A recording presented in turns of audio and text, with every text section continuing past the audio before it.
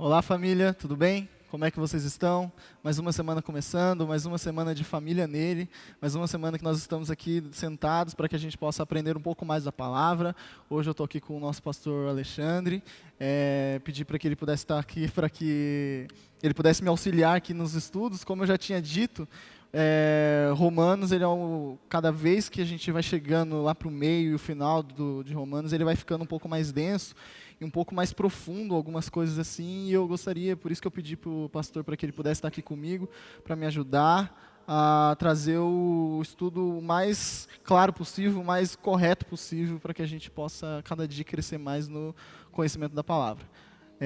Como sempre, quero pedir para que você possa curtir o vídeo do canal, que você possa se inscrever no canal da igreja, que você possa também compartilhar esse vídeo com mais pessoas, para que o alcance do canal da igreja, para que o alcance da igreja possa ser cada vez maior no YouTube, na internet, e que você também possa lá seguir lá no Instagram e também possa, só isso mesmo que nós temos. Agora eu quero pedir para que o pastor possa se apresentar e falar um pouco aqui. Boa noite, queridos. Que a paz do Senhor esteja sobre a sua vida e que esse tempo que vamos passar juntos seja um tempo especial. Aprender a palavra é um grande privilégio, né? Um privilégio que nós temos de nos assentarmos em família e crescermos. Hoje nós vamos falar um pouco sobre soterologia. Talvez você esteja perguntando aí se isso se come quente ou frio. E você vai entender um pouquinho sobre o que é soterologia. E eu quero convidar você a se assentar e chamar a sua família para poder aprender da palavra do Senhor. É importantíssimo. Você é muito bem-vindo e passe esse tempo junto com a gente aí. Aí dá tempo de você chamar um amigo, de você compartilhar. Vai lá no botãozinho, compartilha, manda nas suas redes sociais. Vai ser bênção, ok? Deus abençoe. Então, vamos estar orando para que a gente possa começar o nosso estudo? Então, feche seus olhos aí e vamos estar orando. Senhor, meu Deus, meu Pai, te agradecemos, Pai, por mais esse momento. Deus, te agradecemos porque o Senhor é um Deus sempre bondoso, misericordioso. Pai, o Senhor é um Deus que nunca nos deixa só. Pai, nesse momento de estudo da palavra, de meditação da Tua palavra, que o Senhor possa estar conosco nesse momento, Pai. Que nós possamos cada vez mais, cada vez que nós estivermos lendo esse texto, que as coisas possam estar saltando aos nossos olhos, e que nós possamos entender exatamente aquilo que o Senhor deixou, exatamente aquilo que o Senhor inspirou o seu servo, o apóstolo Paulo, a escrever, e que nós possamos sair desse momento, sair desse estudo, melhores de como nós entramos, melhores de como nós chegamos aqui. E é por isso que nós estamos aqui, é por isso, esse é o nosso desejo, de estarmos aprendendo e crescendo cada vez mais, Pai. É isso que eu te peço, eu já te agradeço, em nome de Jesus, amém. Amém. Amém?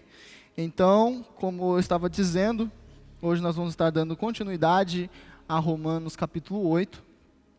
E então eu peço para que você possa já abrir a sua Bíblia aí, Romanos capítulo 8. Como Hoje estamos aqui com duas Bíblias, né? Eu estou usando aqui a versão NAA, então às vezes, como eu e o pastor nós vamos estar lendo, você pode ver que vai ter alguma diferença, mas é só na tradução. A minha NAA, do pastor é a NVI, né? NVI. Então, às vezes vai ter umas palavras um pouco diferentes, mas assim a gente vai caminhando, e é legal também sempre ter uma dica, sempre ter você sempre ter uma Bíblia, mais de uma Bíblia com versões diferentes, que isso também te auxilia no momento de você conseguir entender mais profundamente aquilo que está escrito, não é mesmo, pastor? Claro, claro, é importante. Por exemplo, na minha casa, quando o Bruno comentou de fazer esse estudo, eu abri pelo menos 4 Bíblias para poder ler e compreender o que essa carta queria dizer ao coração desses irmãos e aos nossos corações. Então eu quero convidar você, ao invés de você investir em celulares caríssimos, diminui um pouco o padrão do teu celular, invista em Bíblia, gasta aí R$100 numa Bíblia de estudo, 150, que seja 180, gasta numa Bíblia de estudo que vale a pena para que você se alimente de uma forma profunda e correta. Eu tenho lá em casa várias traduções, vários tipos de linguagem, e a minha de manuseio diário é a NVI, né? Mas eu tenho várias, NTLH, e aí vai. Legal. Então, abra aí a sua Bíblia, Romanos capítulo 8, versículo 1. Como eu sempre digo aqui, Romanos, Paulo ele termina um capítulo e já começa o outro, sempre emendando no assunto anterior.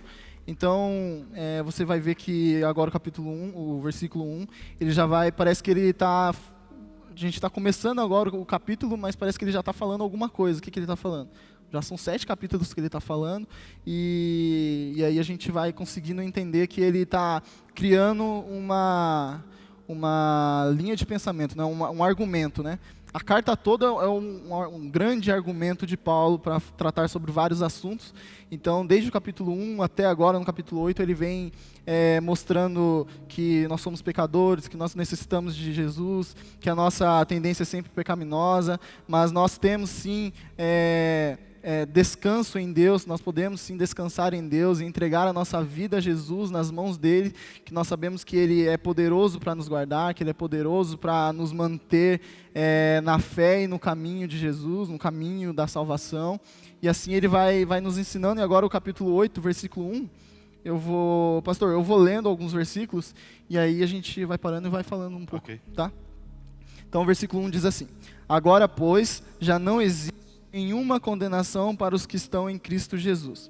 Já quero parar aqui no versículo 1. É interessante que Paulo ele pega e já fala aqui, ele começa falando, agora pois. Agora o quê? Como eu já disse, ele vem sempre trazendo, dando continuidade no argumento dele. Agora, pois, já não existe nenhuma condenação para os que estão em Cristo Jesus. Por quê? Lá no capítulo 7, se a gente voltar um pouquinho, para a gente saber o que ele está falando, na segunda parte do capítulo 7, Paulo ele começa a falar sobre lei e sobre o pecado, sobre como nós que vivemos a nossa vida, que vivemos nesse mundo, como nós estamos presos ao pecado. Mas quando nós aceitamos a Jesus, quando Jesus nos salva, quando nós temos esse encontro com Cristo, a nossa vida toda muda. Uma vez, eu já falei isso também, uma vez eu estava pregando, e eu peguei e falei que Jesus ele consegue ressignificar todas as coisas na nossa vida. E é exatamente isso que Jesus faz. E no capítulo 7, Paulo fala que mesmo você tendo essa tendência pecaminosa, você pode sim viver uma vida santa, uma vida justa, uma vida que ande nos caminhos do Senhor. E aqui ele pega e fala que por causa disso, então agora, depois de tudo isso, já não há nenhuma condenação para aqueles que estão em Cristo Jesus. E esse argumento de Paulo, e esse é um dos versículos também, eu sempre digo aqui que esse é um dos versículos que eu mais gosto, já não há nenhuma condenação para aqueles que estão em Cristo Jesus. Não importa o seu passado, não importa os seus pecados, aquilo que você já cometeu. O que importa é daqui para frente. Claro. Perfeitamente, isso aí nos mostra quando você e eu aceitamos Jesus Cristo, aonde todo mal é lançado, toda a multidão de pecados é lançado no mar do esquecimento. E se nós somos perdoados, lavados, redimidos pelo sangue do Senhor Jesus Cristo, não há condenação. Então aquelas histórias em que nós ouvimos da antiga teologia, em que eu tenho coisas que vieram dos meus antepassados. Não, você não há condenação. O Senhor perdoou, o Senhor limpou, o Senhor escreveu uma nova história na sua vida, né? Ele pegou a carta de dívida e pagou. E está pago. Então não há mais condenação contra a minha vida e contra a sua vida. Isso mesmo. E só para a gente, antes da gente continuar aqui, só para a gente contextualizar um pouco sobre o resumo da carta, o que Paulo, antes da gente chegar até o final, né? O que Paulo estava querendo dizer, qual que é o grande tema dessa carta? Pelo menos o que eu entendi, também de acordo com o que eu estava estudando aqui no livro, ele diz que o grande tema dessa carta não é, nós vamos ver que ele vai falar muito sobre o Espírito Santo, mas também o grande tema dessa carta é que ele é a garantia que o Espírito Santo nos dá durante nessa vida com Deus, nessa caminhada com Deus. Trajetória, né? Nessa trajetória. Então a carta, esse capítulo 8 de Romanos, ele vai tratar exatamente isso. O tema central é exatamente isso. É como o Espírito Santo, ele nos dá essa garantia, ele nos dá esse lugar, essa base onde nós vamos ficar para que a gente possa caminhar e ter essa trajetória cristã. Versículo 2, diz assim: porque a lei do Espírito da vida em Cristo Jesus livrou você da lei do pecado e da morte. Porque aquilo que a lei não podia fazer, por causa da fraqueza da carne, isso Deus fez, enviando o seu próprio Filho em semelhança de carne pecaminosa, e no que diz respeito ao pecado. E assim Deus condenou o pecado na carne, a fim de que a exigência da lei se cumprisse em nós, que não vivemos segundo a carne, mas segundo o Espírito. Aqui Bem diferente. é diferente a tradução? Estou tentando te acompanhar, mas é bem diferente. Então, mas daí, do que eu li aqui, às vezes você pode ficar meio confuso, né? Falar assim, carne e pecaminosa, a lei da carne, o que aconteceu? O que Paulo está falando aqui?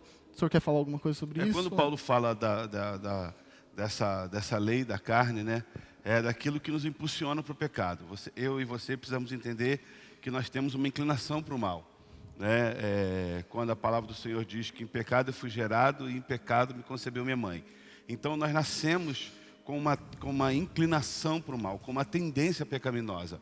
E essa tendência pecaminosa Paulo chama de carne. Essa carne que Paulo está falando não é a carne matéria. Né? Paulo se refere à carne, à nossa inclinação, o nosso desejo para o pecado. Você vai ver que é muito mais fácil você viver uma vida longe do Senhor do que na presença do Senhor. Então, quando fala para aqueles que estão em Cristo, eles não pagam o preço dessa carne. O Senhor nos perdoa, porque o salário do pecado, a Bíblia fala, é a morte. É essa condenação para aqueles que vivem na carne. Mas para aqueles que andam nessa lei do Espírito, é vida em abundância. Então é exatamente isso que Paulo está querendo dizer aqui. Isso, e é interessante que, fazendo já uma comparação ao capítulo anterior, que Paulo ele vem falando que nós não estamos mais debaixo da lei, e sim estamos debaixo da graça.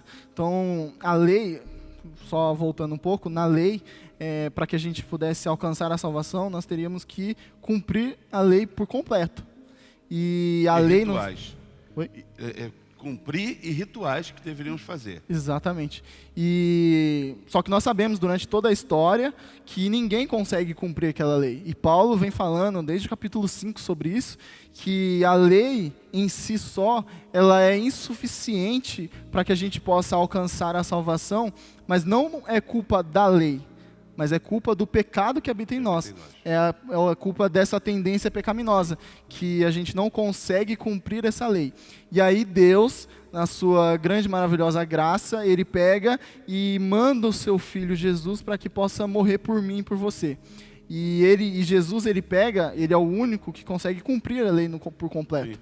Ele cumpre toda essa lei, e aí é através de Jesus que nós somos salvos. Agora já não é mais através da lei, não é pelo aquilo que eu faço, não é aquilo que, eu tenho que, por exemplo, vamos colocar um exemplo aqui da lei, não matarás, não roubarás, não dirás falso testemunho, honra teu pai e tua mãe.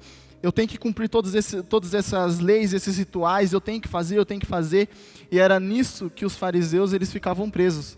Sim. Eles ficavam presos, eles não conseguiam, porque eles queriam cumprir exatamente tudo aquilo, mas mesmo assim eles não conseguiam. Eles tinham esse zelo Sim. pela lei, mas eles não conseguiam cumprir, porque não tem como cumprir se você...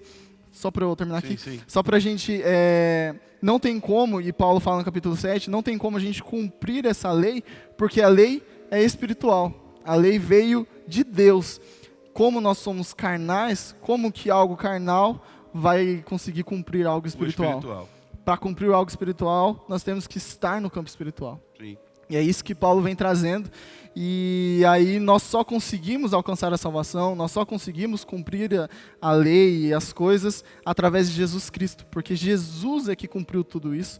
E aí Ele nos dá uma nova vida, Ele nos dá uma nova chance, Ele nos dá um novo caminho. E aí tem o Espírito Santo, que aí a gente vai falar um pouco mais sobre isso. Mas é sobre isso, a nossa tendência pecaminosa, e nós não estamos mais debaixo da lei, sim da graça de Jesus. Quando você for a ineficiência da lei, não é que eu e você não vamos cumprir a lei, né? Porque o não cumprir a lei também está errado, inclusive a lei dos homens. Mas ela é ineficiente na questão de nos trazer a salvação. A salvação. Então é importante sim você pagar seus impostos, é importante sim você não matar, de preferência. É importante você cumprir a lei. Mas para ser salvo, ela é Ineficaz. Ineficaz, obrigado. Ela é ineficaz. Você não consegue alcançar a salvação só cumprindo a lei. Aí a necessidade de aceitar a Jesus Cristo, de confessar os seus pecados, de reconhecer e de voltar atrás e de ser lavado pelo sangue de Jesus Cristo. É isso aí.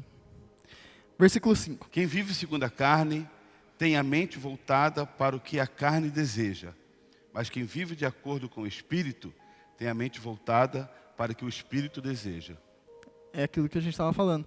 Se você quer cumprir a lei, você carnal você não consegue. Sim. Só no âmbito espiritual. E no espiritual você está em Cristo Jesus, né? Em Cristo. Essa palavra que é interessante, né? Em Cristo nós podemos todas as coisas. Em Cristo sou mais do que vencedor. Sim. Em Cristo já não há nenhuma condenação. E assim vai. Paulo sempre vai usar isso. Em Cristo. Porque nós temos que estar em Cristo. Porque é nele que as coisas se abrem, né? Parece que o mar se abre e a gente consegue passar para o outro lado, a gente consegue atravessar e a gente consegue viver. Sim. Versículo 6. Pois a inclinação da carne é morte, mas a do Espírito é vida e paz. Porque a inclinação da carne é inimizade contra Deus, pois não está sujeita à lei de Deus, nem mesmo pode estar. Portanto, os que estão na carne não podem agradar a Deus. Vocês, porém, não estão na carne, mas no Espírito, se de fato o Espírito de Deus habita em vocês. E, se alguém não tem o Espírito de Cristo, esse tal não é dele. O senhor quer falar alguma coisa? Não. Aqui está falando bem a separação em você viver na carne e no Espírito. Se eu vivo no Espírito, automaticamente eu pertenço ao Senhor. Se eu não vivo no Espírito, automaticamente eu estou sujeito à carne. Exatamente. Não tem muita... Não tem meio termo. Não tem meio termo. É 880, né? É 880. 10. Se, porém, Cristo está em vocês, o corpo, na verdade, está morto por causa do pecado, mas o Espírito é vida por causa da justiça. Se em vocês habita o Espírito com letra maiúscula, se em vocês habita o Espírito daquele que ressuscitou Jesus dentre os mortos, esse mesmo que ressuscitou Cristo dentre os mortos, vivificará também o corpo mortal de vocês por meio do seu Espírito que habita em vocês. E aí agora ele começa a falar sobre o Espírito Santo. Sim. Ele fala aqui no versículo 11, se em vocês habita o Espírito daquele que ressuscitou Jesus dentre os mortos. Você consegue entender que aquele mesmo Espírito que ressuscitou Jesus, vive em mim e vive em você? O mesmo Espírito que ressuscitou Jesus, o mesmo Espírito que esteve com Jesus durante toda a vida dele aqui, a trajetória dele toda aqui na Terra, é o mesmo que vive em mim, que vive em você, que nos ajuda, que ora com gemidos inexprimíveis quando a gente não sabe o que orar, não sabe o que fazer. O Espírito Santo está ali, ele que nos convence do pecado, da morte, do juízo, ele que nos consola. Esse mesmo Espírito foi aquele que ressuscitou Jesus. Então olha o poder desse Espírito. Sim. Quando o Senhor Jesus Cristo foi aos céus, depois de ressuscitar, passaram um tempo na terra e ele foi assunto aos céus, ele deixou uma promessa, eu vou, mas vou deixar o Consolador, ele virá. E você pode ver isso em Atos capítulo 2, na descida do Espírito Santo, na festa de Pentecostes. Daquela data em diante, a presença do Espírito Santo era marcante no meio da igreja, Bruno.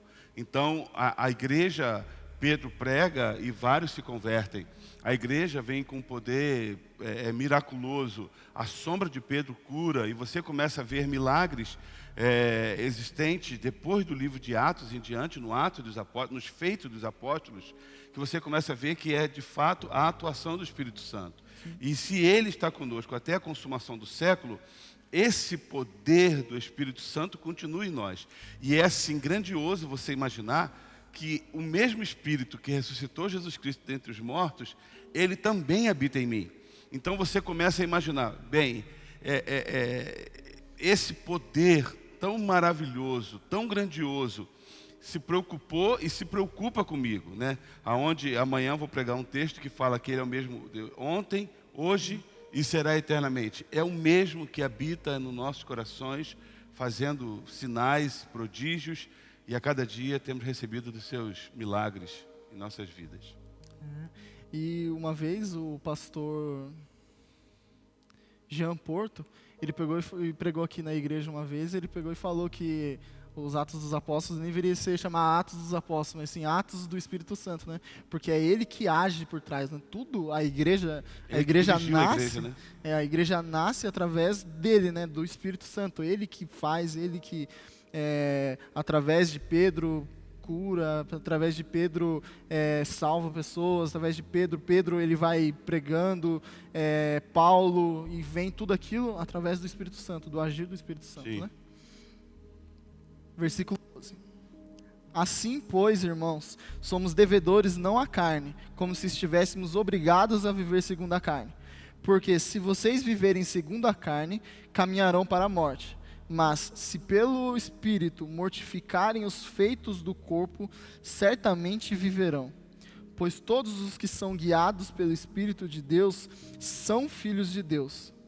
Então, vamos parar aqui no versículo 14. Vamos voltar aqui no versículo 13. Ó. Porque se vocês viverem segundo a carne, caminharão para a morte. Mas se pelo Espírito mortificarem os feitos do corpo, certamente viverão. Então Paulo aqui ele começa a falar sobre, ele já muda um pouco o tema, e agora ele já começa a falar sobre aqui na parte B do versículo 13. Mas se pelo Espírito mortificarem os feitos do corpo, certamente viverão.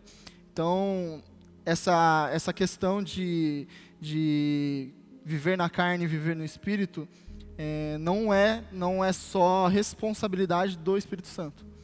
Sim, é a nossa responsabilidade. Nós temos que mortificar, ele fala, né, no versículo 13. Mas se pelo Espírito mortificarem os feitos do corpo, certamente viverão. O Espírito Santo ele age, mas nós temos que mortificar a carne. Nós não temos que viver pela carne, nós temos que viver pelo Espírito, mortificando, vivendo, dizendo não a nós mesmos, né? No último vídeo do Romanos capítulo 7, eu falo um pouco sobre isso, que sempre tem uma ilustração que sempre usam, que tem dois lobos dentro de você, né? Aquele que você alimentar mais é aquele que vai te dominar, que vai viver, que vai vencer o outro, né? E é exatamente isso. Se você alimentar o Espírito e enfraquecer a carne, você vai viver pelo Espírito e assim você vai ter vida, assim você vai viver. E se do contrário, você não vai... Se é o Espírito Santo que convence o homem do pecado, quanto mais eu me aproximo do Espírito, mais eu me afasto do pecado. Hoje nós vemos algumas pessoas falando, e nisso, numa trajetória de 25 anos ministerial, eu não consegui viver vida cristã, eu não consegui ter uma caminhada cristã. E aí a gente pergunta, por quê? Porque eu não fui forte. Na verdade, não é questão de ser forte ou não, é questão de você alimentar a sua vida, o seu corpo, o seu pensamento, as suas estruturas com a presença do Espírito Santo. Então, crente que não ora, crente que não lê, crente que não busca, crente que não se direciona à presença do Espírito Santo, certamente não vai conseguir vencer as ciladas e investidas de Satanás contra a vida. Não vai conseguir. Não consegue, né? A carne vai falar sempre mais alto. Sim, com certeza. Versículo 14. Pois todos os que são guiados pelo Espírito de Deus são filhos de Deus. E aqui Paulo ele começa a trazer uma nova palavra dentro de Romanos aqui, que ele até agora não tinha falado, que é sobre adoção, sobre filhos. Paulo ele fala, pois todos os que são guiados pelo Espírito de Deus são filhos de Deus. Se nós somos guiados pelo Espírito, nós somos filhos de Deus. E essa linguagem de ser filhos de Deus está na Bíblia, está em todo o Novo Testamento. E ser filho de Deus é naquele mesmo campo da adoção. E mais um pouco para frente a gente vai ver um pouco sobre isso. Mas ele pega e quando nós somos adotados por Deus, nós nos tornamos herdeiros de Deus. E aí nós nos tornamos cordeiros com Cristo. E assim a gente vai conseguindo herdar várias coisas através dessa adoção, que um pouco mais para frente a gente vai falar. Não quero ficar atropelando, mas ele fala sobre isso. O texto vai falar. O senhor quer ler? Lê o versículo 15, por favor. 15. Pois vocês não receberam o Espírito que os escraviza, para novamente temerem. mas receberam o Espírito que os torna filho por adoção, por meio do qual chamamos Abba Pai. Você quer comentar? Não, pode ir. O próprio Espírito testemunha ao nosso espírito que somos filhos de Deus. Se somos filhos, então somos herdeiros. Herdeiros de Deus e co-herdeiros com Cristo. E se de fato participamos do seu sofrimento, para que também participemos da sua glória. Isso daqui é lindo, né? Quando ele pega e fala aqui no versículo 15, né?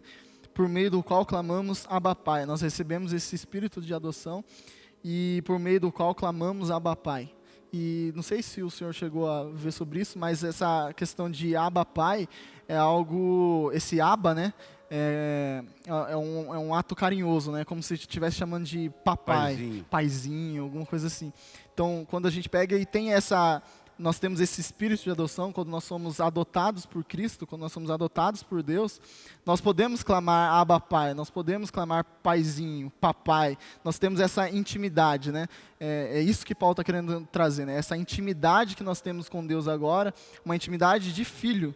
Nós temos essa comunhão e esse encontro com Ele, e aí seguindo aqui ele pega e fala que o próprio Espírito confirma no nosso Espírito que somos filhos de Deus. Então o Espírito ele testifica, ele vai falando, não, você é filho, então nós somos filhos, então por isso, aí ele fala, e se nós somos filhos, somos também herdeiros, e herdeiros de Deus e co-herdeiros com Cristo, e se com Ele sofremos, para que também com Ele sejamos glorificados. E o senhor quer comentar alguma coisa? Não, eu quero só comentar uma parte aqui, porque isso é muito lindo quando você entende da seguinte visão. Eu conheço algumas pessoas que foram adotadas, né? Não tinham estruturas familiares, foram colocadas em orfanatos, né? E foram adotados. E é interessante que quando a família que o recebe essas crianças, eles derramam sobre essas crianças amor, né?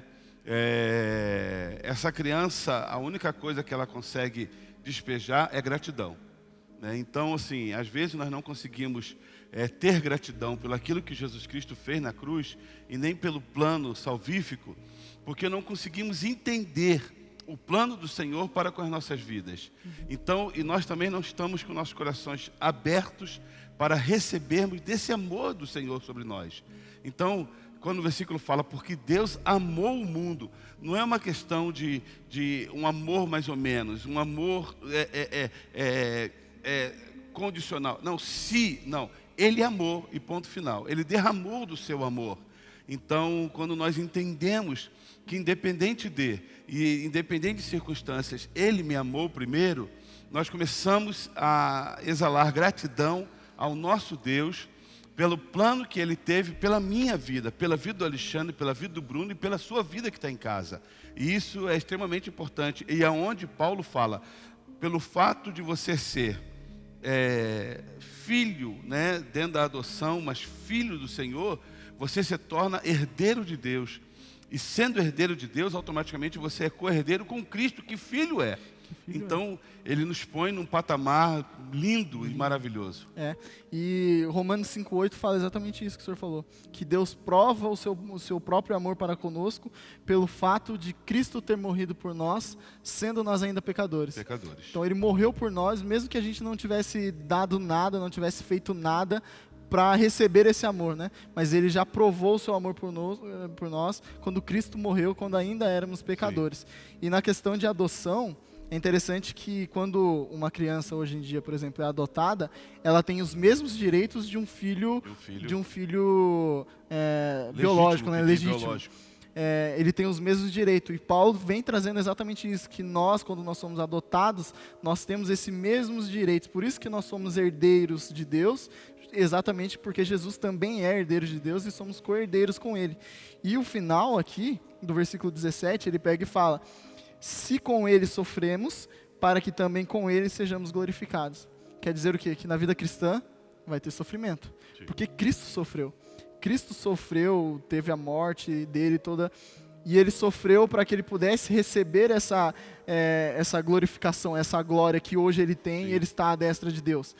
E nós, como filhos de Deus, se o próprio Filho dele sofreu para conseguir isso, nós que também somos adotados e somos filhos dele, também iremos sofrer para que no futuro nós possamos alcançar essa E a glória. própria palavra diz, no mundo nós teríamos aflições. Uhum. Né? Mas tem de bom ânimo. Assim como eu sofri e venci, vocês também vencerão. Sofrerão e vencerão. Sofrerão e vencerão, é verdade. Tem um complemento, né? Senão fica só no sofrimento. Sim. O versículo 18. Porque para mim tenho por certo que os sofrimentos do tempo presente não podem ser comparados com a glória a ser revelada em nós. A ardente expectativa da criação aguarda a revelação dos filhos de Deus. Pois a criação está sujeita à vaidade, não por sua própria vontade, mas por causa daquela que a sujeitou, na esperança de que a própria criação será liberta do cativeiro da corrupção para a liberdade da glória de Deus. Porque sabemos que toda a criação a um só tempo geme e suporta angústias até agora. E não somente ela, mas também nós que temos as primícias do Espírito. Igualmente gememos em nosso íntimo, aguardando a adoção de filhos, a redenção do nosso corpo. Então, eu quero ir até aqui e a gente vai voltar um pouquinho. Então, nós vamos voltar aqui no versículo 18, para que a gente possa ir lendo um pouco mais com calma, que tem muita coisa aqui nesses versículos todos que eu li. Vamos lá, versículo 18. Porque para mim tenho por certo que os sofrimentos do tempo presente não podem ser comparados com a glória a ser revelada em nós. Lembra que a gente acabou de falar sobre sofrimento? Então agora Paulo vai dar continuidade nesse assunto. Então, porque para mim tenho por certo que os sofrimentos do tempo presente não podem ser comparados com a glória a ser revelada em nós. Então, nada que a gente possa passar hoje, sofrer hoje, pode ser comparado com aquilo que nós iremos herdar e conseguir e receber com Cristo no final. Sim, se o sofrimento é 10, a glória é 1000. É 1000. Não tem como comparar. Então assim, está difícil, não vou aguentar. A glória é muito maior. Ela encobre, ela é derramada. Então, o problema é que muitos param no sofrimento, né? Param no sofrimento, não conseguem atravessar para o outro lado. Não conseguem acreditar que do outro lado do sofrimento há uma margem, e uma margem de glória. Então, esquecem que o tempo que nós passamos aqui é curto, a história é curta. Né? Então, tem uma eternidade ainda. Tem uma eternidade de glória. Versículo 20. Pois a criação, e aqui agora Paulo vai começar a tratar sobre o momento da queda. Presta atenção, na queda lá em Gênesis, quando Adão e Eva eles pecaram, ali houve a queda do homem, né? E ali toda a humanidade foi condenada, e a gente vai ver agora. Pois a criação está sujeita, versículo 20, à vaidade. Pois a criação está sujeita à vaidade, não por sua própria vontade, mas por causa daquele que a sujeitou. Quem é aquele que o sujeitou? Deus. O próprio Deus sujeitou a criação a isso, na esperança de que a própria criação será libertada do cativeiro da corrupção para a liberdade da glória dos filhos de Deus. Então nós entendemos que na queda do homem, não foi só o homem que sofreu, não foi só o homem que teve essa condenação, né? A criação toda sofre, né? A criação toda teve... respingou, né? Não foi só em Adão e Eva, mas foi em toda a criação de Deus, sofreu com o pecado e sofre ainda com o pecado. Será liberado do cativeiro para a liberdade da glória dos filhos de Deus, porque sabemos que toda a criação a um só tempo geme e suporta angústias até agora, e não somente ela, mas também nós, que temos as primícias do Espírito. É interessante que aqui fala que a criação geme como em dores de parto. Nossa, como em dores de parto? A criação geme. Aquilo que foi feito com excelência, perfeito, é exatamente isso que o pecado faz. Ele destrói. Ele pega a perfeição, destrói, né? E a criação hoje geme como se estivesse em dores de parto. Eu nunca tive filho, mas dizem que dói demais. Né? E não somente ela, né? Mas também nós. E aí que é interessante que a partir do momento que nós aceitamos a Jesus e começamos a viver esse cristianismo, nós temos uma esperança de um amanhã melhor, né? Uma esperança de vida eterna. E quando isso, e não somente ela, mas também nós que temos as primícias do Espírito, igualmente gememos em nosso íntimo. Então nós ansiamos, sabe aquele Maranata, ora vem Senhor Jesus? É exatamente isso. Sim. Nós nós queremos que aconteça logo, nós queremos que Jesus volte logo, que restaure tudo, que mude tudo, que nós possamos viver uma vida em plena, em paz, mas isso é só para aqueles que temos para aqueles que têm as primícias do Espírito, aqueles que têm o Espírito Santo dentro de você. Sim. Sente isso aquele que tem saudade do céu, aquele que tem saudade de voltar para casa. Aí vai falar assim, como é que você tem saudade de voltar de um lugar que você nunca foi? Né? Na verdade, nós não fomos, mas fomos criados por aquele que é o Senhor de todas as coisas. Né? O sopro divino está em nós. Quando Ele pegou lá e formou do barro e soprou, esse sopro divino está sobre nós. Então, nós ansiamos, queremos voltar para casa. Estamos desejosos de estarmos novamente na presença desse Deus. E é interessante que Paulo pega e fala, o legal de Paulo é que ele vai trazendo muito para perto, né? Ele consegue trazer isso muito perto. Ele fala assim, ó, que gememos em nosso íntimo. Não é algo que, eu quero. Não, eu quero de verdade, está dentro de mim, eu preciso, eu quero muito isso. Não é um querer meia boca, né? Eu quero, mas se não vier, tudo bem. Se não vier, passou. Não, eu quero mesmo, eu penso, eu vivo isso todos os dias da minha vida. Eu pago o preço por isso. Exatamente, eu tenho essa esperança vive dentro de mim e eu quero isso, é no nosso íntimo.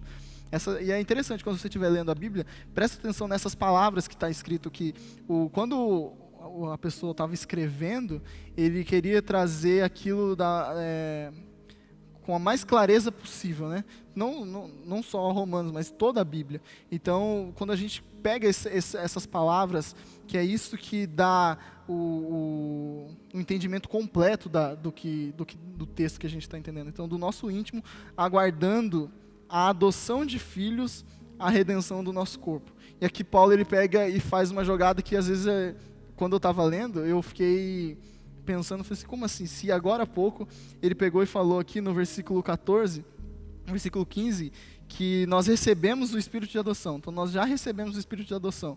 Mas aqui no versículo 23 ele fala que nós estamos aguardando a adoção de filhos. Então nós já fomos adotados ou não fomos adotados, pastor? Já fomos adotados. Nós já fomos adotados. O que Paulo está falando aqui é que esse Espírito de filho é quando chegar diante do Senhor.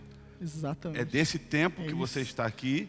Então, assim, por exemplo, hoje eu tenho um filho que mora fora.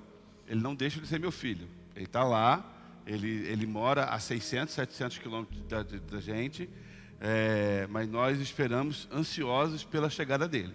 Então, ele vai chegar. Segunda-feira ele está aí. Então, é a questão de, sim, eu já sou adotado porque eu sou lavado e redimido por esse sangue. Eu sou comprado. Eu fui comprado, foi pago a minha conta. E no fato de ser pago a conta, eu sou filho. Agora, esse filho, ele vai estar diante do Pai no dia da glória. Exatamente. No dia da vinda do Senhor Jesus. O pastor é muito bom mesmo. É exatamente isso. Nem tanto, Fernando, nem tanto. É exatamente isso. Nós estamos aguardando, nós já fomos, como o pastor falou, adotados, nós já fomos adotados, mas nós estamos esperando a chegada de Jesus, a volta de Jesus, para que a gente possa se encontrar com Ele, e aí sim a adoção vai ser completada, vai ser finalizada, vai ser tudo aquilo que precisa ser feito, porque é nisso daqui. Então Paulo não está entrando em contradição. Eu fui adotado ou não fui? Não, você já foi adotado porque o Espírito Santo testifica. Sim. É o que Paulo diz, ele testifica que nós somos filhos de Deus. Então nós já fomos adotados, mas falta ainda esse pedacinho aqui para que a gente possa ter isso completo em nossas vidas. Certo? Exatamente.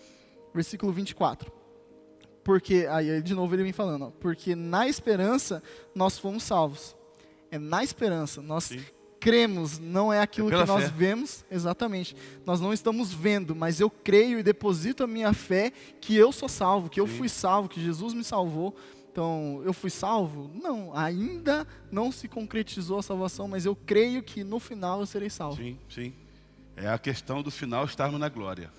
É essa fé. Então, quando o pastor Neil Barretos, ele fala o que é fé? É a certeza que o futuro já está pronto. Quando eu creio nisso, então eu tenho no meu coração a fé que eu sou salvo. Então a certeza que quando o versículo diz que na casa do meu pai há muitas moradas, Se assim não for, não vou ter dito, pois vou preparar um lugar. Então, quando ele foi preparar, eu sei que um daqueles lugares é meu. Eu sei que um dia eu estarei na glória. E isso é fé. É fé. É a fé que nos impulsiona a estarmos na glória, a estarmos nos céus. Exatamente. Ora, continuando no versículo 24. Esperança que se vê não é esperança. Pois quem espera o que está vendo? Mas, se esperamos o que não vemos, com paciência aguardamos. Sim. Paulo é um poeta. Caramba, né? É um Como escritor pode, sem né? igual. Como pode? Então, com paciência aguardamos. Então, a esperança nós não vemos, mas eu creio pacientemente que Jesus irá me salvar. Virá me buscar. Virá me buscar. Porque ele já me salvou. Já nos salvou. Ele já nos salva. Ele virá nos buscar. Ele virá nos buscar. Então, assim, é como aquele filho que espera a chegada do seu pai. Então, mas ele sabe que ele tem um pai. Ele sabe que o seu pai está preparando o lugar. No final do dia, o pai vai chegar. Que no final, o pai vai chegar. E se não chegou, porque ainda não é o final. Então, Paulo fala, se você espera sem ver, você tem que esperar pacientemente, né? É aí que muitos perdem a sua salvação. É aí que muitos abrem mão da sua salvação, porque não tem essa paciência de esperar. Dentro de uma geração que gosta de tudo para ontem, né, e quer que o Senhor faça tudo já, esquecemos que o Senhor tem um tempo para todas as coisas. E que a obra dele a ser realizada nessa terra ainda não foi completa. Não foi completa. Se você começar a ver, tudo está afunilando para a volta do Senhor, mas não chegou no ponto ainda. máximo. Não chegou no clímax. Isso, não chegou. Versículo 26 diz assim: da mesma maneira, também o Espírito nos ajuda em nossa fraqueza, porque não sabemos orar como convém, mas o próprio Espírito intercede por nós com gemidos inexprimíveis. E aquele que sonda os corações sabe qual é a mente do Espírito, porque intercede pelos santos de acordo com a vontade de Deus. O senhor quer explicar um pouco isso daqui? Você já falou isso aqui um pouquinho para trás, da função do Espírito Santo. E ele sempre intercede por nós, né? É claro que na trajetória de vida cristã, nós temos as nossas fraquezas, nós temos as nossas falhas, mas nós temos um Espírito Santo que nos ama e que intercede e que vê as nossas fraquezas, e ele intercede diante da vontade de Deus, e isso nos impulsiona e nos mantém de pé a nós continuarmos caminhando. Eu acho que esse ponto, você já falou um pouquinho para trás, o papel do Espírito Santo, se não fosse o Espírito Santo, nós não resistiríamos e não conseguiríamos chegar onde temos que chegar. Exatamente. E esse daqui, o versículo 27, ele diz: aquele que sonda os corações. Quem é aquele que sonda os corações? Deus. Sabe qual é a mente do Espírito. Que Espírito é esse? O Espírito Santo. Porque intercede pelos santos de acordo com a vontade de Deus. Então Deus, ele sonda os nossos corações, e quando o Espírito Santo habita em nós, ele sabe qual é a mente do Espírito. Então o Espírito sabe, por isso que ele diz que quando nós não sabemos o que orar, o Espírito Santo, ele intercede por nós. Então o Espírito, ele sabe o que ele deve orar, o que ele deve falar com Deus. Então o Espírito Santo, ele fala com Deus, e Deus que sonda o coração sabe o que tem que acontecer. E uma ligação entre o Espírito Santo e Deus. E para que a nossa vida possa seguir. Bruno, quando nós observamos isso aí, nós vemos que é uma tríplice atuação, né? O homem, por si próprio, ele não consegue. Então, o Espírito Santo que está em nós, e Deus que sonda os nossos corações, vê da fragilidade humana, dessa fragilidade que às vezes nós não conseguimos expressar por palavras. É aquele momento que você não tem palavras para orar, você não tem mais nada. E quando Deus, sondando nossos corações, o Espírito Santo vem, e aonde a palavra fala, ele intercede por nós. Ele fala por nós. Ele fala daquilo que nós não conseguimos falar. E isso é lindo, porque isso cria intimidade. Isso cria aliança, né? Nós não somos filhos abandonados e largados nesse mundo. Somos filhos amados. Somos filhos em que somos tratados e cuidados por esse Deus. Mesmo que nós não consigamos as pessoas digam que não consigam ver esse cuidado de Deus, mas quando eu consigo imaginar que Deus sonda o meu coração, pelo simples fato de eu ser filho, eu já sou grato por isso. Um Alexandre que é de poucas palavras, um Alexandre que é de pouco se abrir, mas tem um Deus que sonda tudo que se passa dentro de mim, e um Espírito Santo que vem interceder por mim. E isso coroa a salvação. Exato. Versículo 28. Sabemos que todas as coisas cooperam para o bem daqueles que amam a Deus, daqueles que são chamados segundo o seu propósito. Pois aqueles que Deus de antemão conheceu, Ele também predestinou, para serem conformes à imagem de seu Filho, a fim de que ele seja o primogênito entre muitos irmãos. E aos que predestinou, a esse também chamou, e aos que chamou, a esse também justificou, e aos que justificou, a esses também glorificou. O senhor quer falar sobre aquilo que a gente estava conversando antes da gente gravar? A diferença de eleição e predestinação? Eu quero porque esse versículo aqui, às vezes fica uma dúvida muito grande no coração das pessoas, e na verdade nós não queremos entrar aqui nos temas teológicos de predestinação, se somos calvinistas, se não somos calvinistas, o que é predestinou, o que não é, se eu sou predestinado, se eu não sou predestinado. Na verdade, isso é uma discussão teológica, mas tem uma explicação muito boa e, no entanto, profundo desse apanhado aqui de 2 versículos e que nós precisamos entender. Primeiro, eu anotei aqui que há uma diferença sobre eleição e predestinação. Então, o que é eleição? Eleição significa escolha. Nós estamos aí, ano que vem, tem eleição do presidente. Então, a nação vai se juntar para eleger, para a eleição. Exato. Vai escolher alguém para presidir o nosso país, seja ele quem for. Né? Tiririca presidente. Então, o país vai escolher o seu presidente. Agora, esse presidente, ele é predestinado, porque ele tem a ver com o fim dado ao escolhido. Aquele que vai ser escolhido para um fim, para presidir.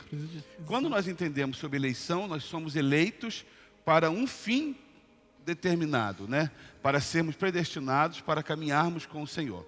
E quando nós lemos esse texto aqui, nós precisamos pegar algumas coisas bem importantes. Por exemplo, versículo 29, quando ele diz aqui: pois aquele de antemão conheceu, também o predestinou. Essa palavra, aquele que, quer dizer por quê. Então, assim, porque de antemão conheceu, também o predestinou. Então, ele predestina aquele na qual ele conhece. Ok? Então, ele traz essa função para aquele que conhece. E aí nós vamos vendo. Esse versículo aqui, ele traz 5 termos teológicos. Isso aqui aqui que é bom, gostoso. Aqui que é gostoso pular e continuar, né? Ele traz 5 termos teológicos. Então vamos lá. Quando fala assim, eu anotei aqui, tem uma colinha que eu não vou deixar eu não vou largar. 5 termos teológicos. Primeiro, de antemão conheceu. Isso se chama presciência de Deus. Presciência de Deus. O segundo, predestinou. Eu queria que o Bruno abrisse lá, mais rápido. Esse predestinou está relacionado com Efésios capítulo 1, versículo 5. Efésios 1, 5. Que também é um texto muito bom. Que também é um texto muito bom. Efésios 1, 5. Posso ler? Pode. Nos predestinou para Ele. Em amor, nos predestinou para Ele, para sermos adotados como seus filhos, por meio de Jesus Cristo, segundo o propósito de sua vontade. Ou seja, nos predestinou para Ele, para sermos adotados como Jesus Cristo. Essa predestinação está relacionada a eu e você sermos cristãos. Cristão significa o quê? Minis Cristo, pequenos Cristos nessa terra. Então Ele nos chamou para que nós pudéssemos caminharmos como Cristo caminhou. Somos eleitos, escolhidos e predestinados para caminharmos como Cristo, vivermos como Cristo. Esse é o segundo termo teológico. O terceiro, Ele nos chamou. E aí você pega o capítulo 1, o versículo 6, lá de Romanos mesmo. 1, 6.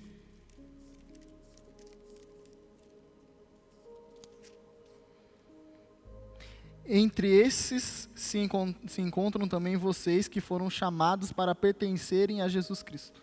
Ou seja, esses são chamados para serdes de Jesus Cristo.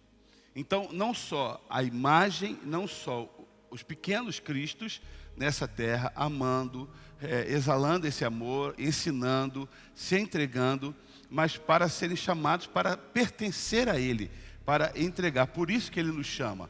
Ele nos chama para pertencer, para estar. Né? A quarta, Ele nos justificou. Capítulo 3, o versículo 24. Tudo isso está dentro de Paulo. Paulo, ele põe e ele explica esses termos. 3:24. Sendo justificados gratuitamente por sua graça, mediante a redenção que há em Cristo Jesus. Ou seja, ele nos justificou pela graça, mediante a redenção de Cristo Jesus. A entrega, por isso que nós falamos no começo, que hoje nós íamos falar sobre soterologia. Soterologia é o estudo da salvação, é a teologia da salvação. É isso aqui, a justificação pela graça. Pela graça sois salvos. Né? Então, ela não vem de nós, não é um esforço nosso, mas é aquilo que vem de Deus. É aquilo que vem do Senhor Jesus Cristo. E Ele nos chamou, nos justificou, mediante essa redenção que há em Cristo Jesus. Nós fomos justificados. Nós fomos... eu gosto da palavra que nós fomos... Ele explicou o que acontecia com a gente. Ele justificou a nossa vida. E o último termo e glorificou, que diz o seguinte: o tempo do verbo demonstra que a nossa glorificação é futura. Glorificou, né? É tão certa que pode ser considerado como algo já acontecido ou algo que está acontecendo. Então, ele de antemão nos chamou, nos predestinou, de antemão nos predestinou, nos chamou e nos justificou para nos glorificar. Esse glorificar é futuro, mas também é presente. Porque hoje nós já estamos sendo glorificados. O que isso quer dizer? Dia após dia eu estou sendo transformado. Se você ler o versículo 28, voltar o 28, que diz assim: sabemos que Deus age em todas as coisas para o bem daquele que o ama, dos que foram chamados de acordo com o seu propósito.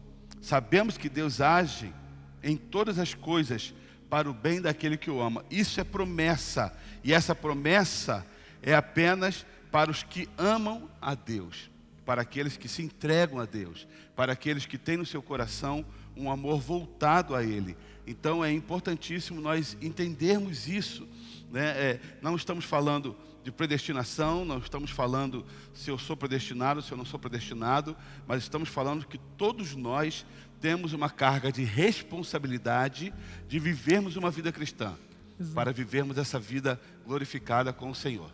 É exatamente isso, mas é aquela questão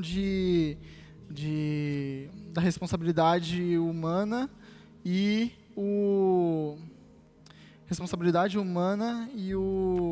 a soberania de Deus, né? Às vezes você pode achar que é conflitante, que às vezes pode até te confundir, porque como assim, se Deus é totalmente soberano, mas eu tenho responsabilidade em viver nisso, mas eu tenho essa tendência ao pecado, mas e agora o que acontece?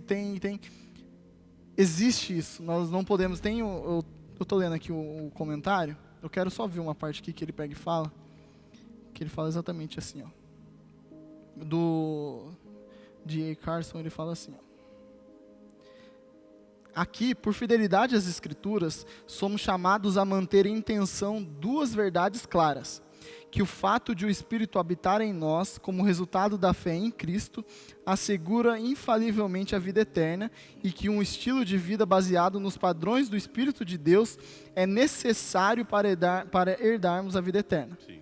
A tensão pode ser levemente amenizada ao lembrarmos que o Espírito, que nos foi dado na conversão, atua por si mesmo para produzir obediência.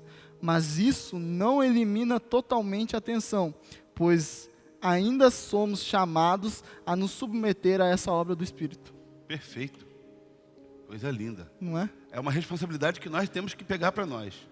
Mesmo tendo essa dualidade não é a palavra certa, mas tem esses dois, né? Tem esse peso de a soberania de Deus, mas eu tenho essa minha responsabilidade que eu tenho que fazer, porque nós somos chamados, como ele diz, pois ainda somos chamados a nos submeter a essa obra do Espírito. Sim, Bruno, senão Senão vira a salvação tem um preço de entrega, a salvação tem um preço de obediência. E isso é importante, porque senão eu tiro das minhas costas toda a responsabilidade que eu tenho nesse plano e coloco só em Deus. Não, o Senhor, Ele entregou o seu Filho, Jesus Cristo morreu na cruz, o preço de dívida foi pago, mas a importância de eu entender que eu tenho sim que viver uma vida com Cristo. E eu não vivo essa vida com Cristo por a obrigação de viver com Cristo. Eu vivo essa vida com Cristo pelo prazer de viver uma vida cristã. O que muitos não conseguem entender, porque levam uma vida cristã como se fosse algo autoritário. Sim. Então, Bruno, se você não fizer assim, assim, assim, as coisas não acontecem. Não. Isso é chato, isso é cansativo e isso é desgastante. E desgasta a tal ponto que eu me desvio. Mas quando eu aceito a Jesus Cristo como meu único e suficiente Salvador, e eu entendo o prazer de viver para Ele, eu não quero mais sair dele. Eu não quero mais sair da presença dEle. Eu não quero mais me desviar. Não tem essa de eu voltar à lama.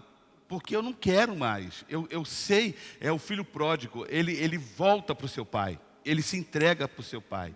Porque ele sabe que o pai dele estava lá de braços abertos. E quando ele volta, pequei contra o céu, contra a terra, e já não sou digno de ser chamado seu filho. O pai fala, não, você é digno sim. Então é o prazer de viver.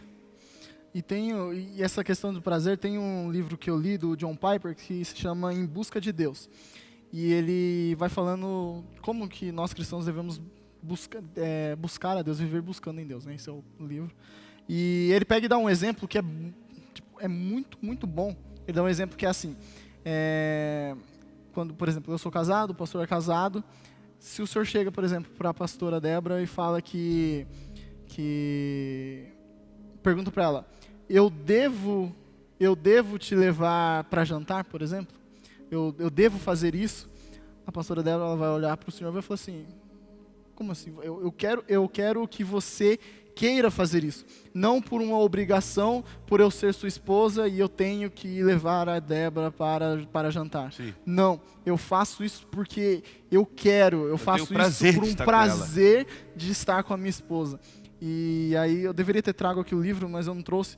Mas ele pega e fala que quando a gente começa a ter essa caminhada com Deus, não pelo dever de fazer, o dever de ler a Bíblia, mas o prazer de ler a Bíblia e encontrar aqui na Bíblia as coisas que vão me despertar, as coisas que vão me fazer amar cada vez mais esse Deus que morreu por mim, a visão de cristianismo muda, né? Muda. Tudo muda. Eu não faço mais por um dever.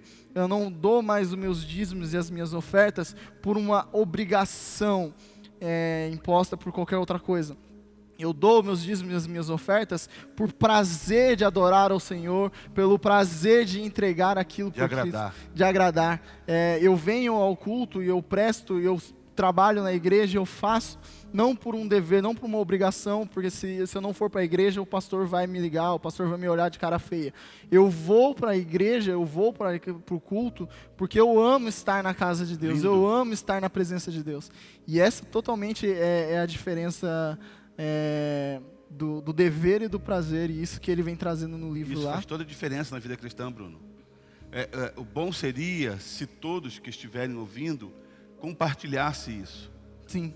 Bom seria se nós pudéssemos assim inundar as redes sociais com essa mensagem. Por quê?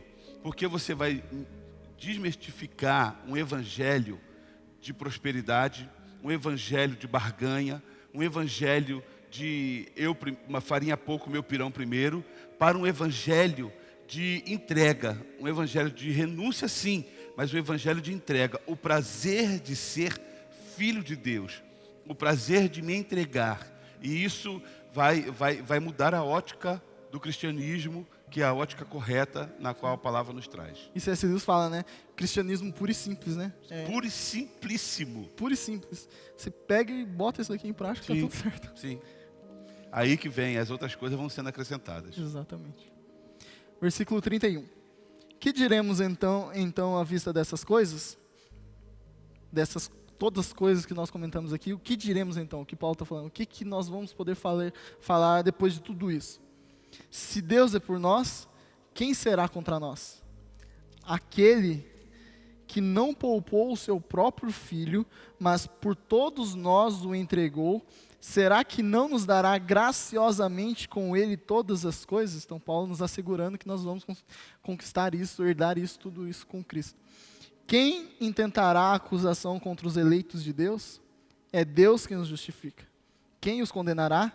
É Cristo Jesus quem morreu, ou melhor, quem ressuscitou, o qual está à direita de Deus e também intercede por nós.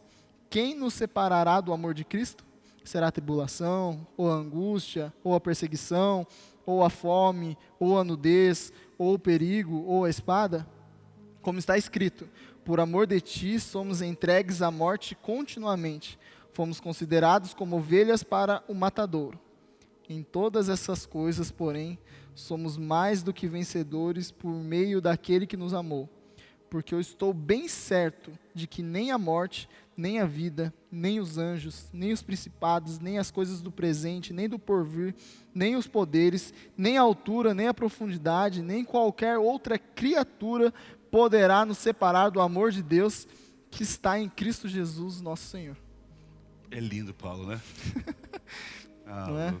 Então, se tivesse aqui, dar um abraço em Paulo.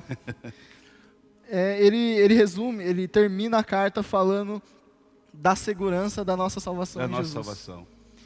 Depois de tudo isso, ele pega e fala lá, né, no versículo 31. Que diremos então à vista dessas coisas? Depois de tudo isso que a gente conversou, o que eu posso dizer? Que a minha salvação está segura em Cristo. Nada pode nos separar do amor de Deus. Se Deus é por nós, quem será contra nós? Exatamente. Mediante a tudo que nós pagamos, nos desviamos da carne, do mal, das ciladas, da lei. Se Deus é por nós, quem será contra nós?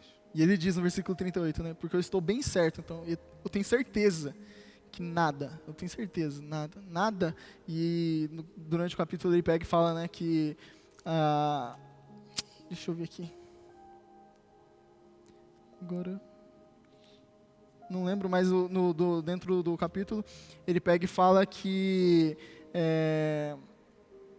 as dores que nós sofremos, os sofrimentos que nós passamos, nada se compara à glória a ser revelada em nós.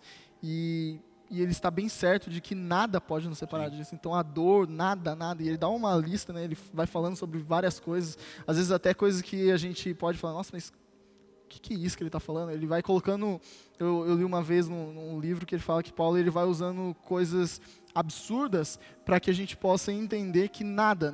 As coisas absurdas. E quando falta a palavra, ele põe aqui, nem qualquer outra coisa na criação será capaz de nos separar do amor de Deus. Vai que de repente ele esqueceu alguma coisa, qualquer outra coisa que esteja na criação, ou seja, inserido neste mundo, possa nos separar do amor de Deus. Não tem como. O sangue de Jesus, ele é poderoso. E é Ele que nos justifica, nos adota, nos regenera e faz tudo isso acontecer na nossa vida. Aleluia. Amém? Então, espero que vocês tenham entendido, gostado. Quero deixar que o pastor possa terminar aqui fazendo a oração. E é isso. Se eu pedir para que vocês possam ler de novo esse capítulo, leia de novo, leia de novo e leia de novo. E eu tenho certeza que Deus vai falar com você. Assim que falou comigo, falou com o pastor, tenho certeza que vai falar com você aí também. Amém? Queridos, esse texto é um texto lindíssimo, como toda a palavra e todos os textos do livro de Romanos. Capítulo 8, ele é lindo. A palavra que eu queria deixar para o seu coração, onde nós orarmos, é para que você não negocie a sua salvação com nada. Não vá mercadejar com nada. Que o seu encontro com Deus não seja um encontro negociativo, mas que seja um encontro real com o Senhor. Um encontro de prazer de estar diante daquele que é Rei e Senhor. E que tem muito para fazer em nossas vidas. Que o Senhor nos abençoe. Que você possa divulgar esse vídeo, divulgar esse estudo. E que possa chegar em outros corações. Precisamos viver esse evangelho simples, que transforma e que de fato nos leva para o céu. Vamos orar? Amém. Pai querido, nós te louvamos, ó Pai. Quero te agradecer pela vida do Bruno, de toda a equipe, ó Pai. Mesmo que as câmeras não alcancem eles, mas sabemos que tem irmãos que são envolvidos para que esse trabalho aconteça. Eu quero te agradecer, ó Pai, porque através desses vídeos, através desses estudos, vidas são edificadas, vidas são alimentadas, ó Pai. Amém. E eu quero pedir que esses vídeos não fiquem somente numa plataforma digital, mas que essas palavras possam entrar nos corações, entrar nas vidas e causar de fato a transformação viva e real que cada um de nós precisamos, ó Pai. Guarda-nos, ó Deus, guarda-nos de tropeçar, guarda cada vida, cada lar, cada família, guarda a vida do Bruno, a sua esposa, a Mari, ó Deus, e que possamos viver Cristo todos os dias de nossas vidas. Amém. Nós te amamos, ó Pai, Amém. e não vivemos o cristianismo por obrigação e nem por algo imposto. Vivemos porque temos o prazer de estarmos diante daquele que é Rei, diante daquele que é Altíssimo, Pai. Bendito seja o teu santo nome. Oramos em nome do Senhor Jesus. Amém. Amém. Deus te abençoe. Deus te abençoe. Fique com Deus.